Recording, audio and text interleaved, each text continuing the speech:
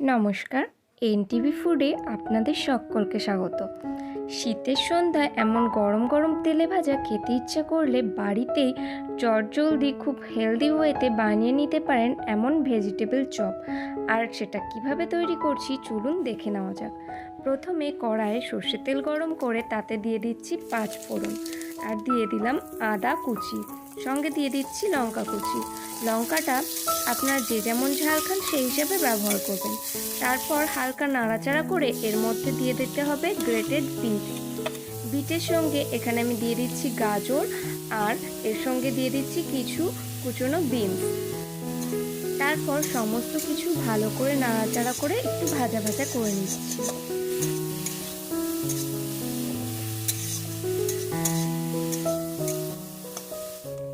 এরপর এর মধ্যে একে একে দিয়ে দিতে হবে স্বাদ অনুযায়ী লবণ, 1 চা চামচ হলুদ গুঁড়ো, দিয়ে দিচ্ছি 1 চা চামচ পরিমাণ জিরে গুঁড়ো, এর সঙ্গে দিয়ে দিচ্ছি 1 চা চামচ পরিমাণ গরম মশলার গুঁড়ো, সঙ্গে আরও দিয়ে দিচ্ছি 1 চা চামচ পরিমাণ চাট মশলা এবং স্বাদ অনুযায়ী গোলমরিচ গুঁড়ো।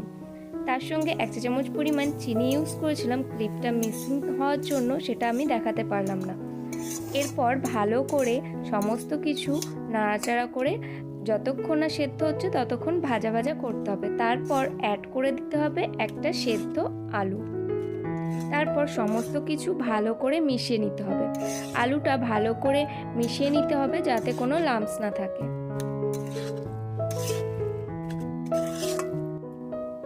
এবার এখানে অ্যাড করে দিচ্ছি ধনেপাতা কুচি। এটা অপশনাল, ইচ্ছা করলে দিতেও পারেন, নাও দিতে পারেন। তারপর ভালো করে একবার মিশিয়ে নিচ্ছি।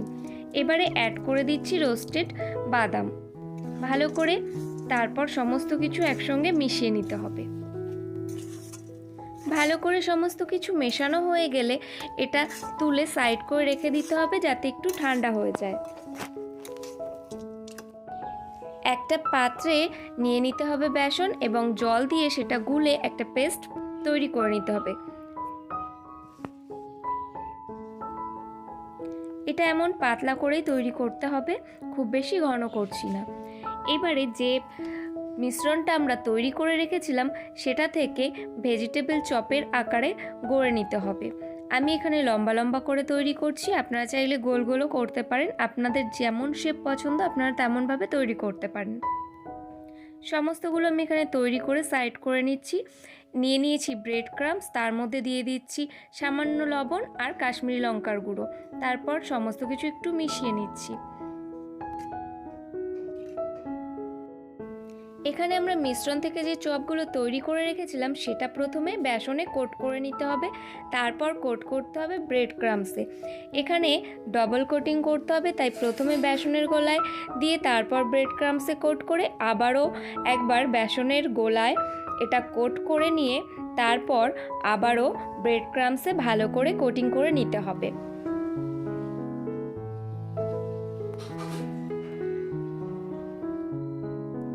এভাবে একে একে সমস্তগুলো আমি তৈরি করে নিচ্ছি, তারপর এগুলো আমি ভাজবো। কড়াইয়ে তেল আমি খুব ভালো করে গরম করে নিয়েছি, তারপর হিটটা মিডিয়াম টু লো করে রেখে তারপর ভালো করে লাল লাল করে ভেজে নিলেই তৈরি আমাদের ভেজিটেবল চপ।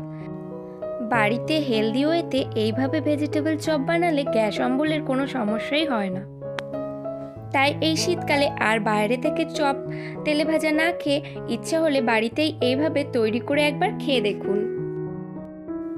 আজকের ভিডিওটা ভালো লাগলে অবশ্যই কমেন্ট করে জানাবেন আর একটা লাইক করবেন। দেখা হবে নতুন কোনো রেসিপি নিয়ে অন্য কোনো নতুন ভিডিওতে। ততদিন সবাই সুস্থ থাকবেন, নিজের খেয়াল রাখবেন আর রেগুলার নিত্য নতুন রান্না করে নতুন নতুন স্বাদের মজা নেবেন।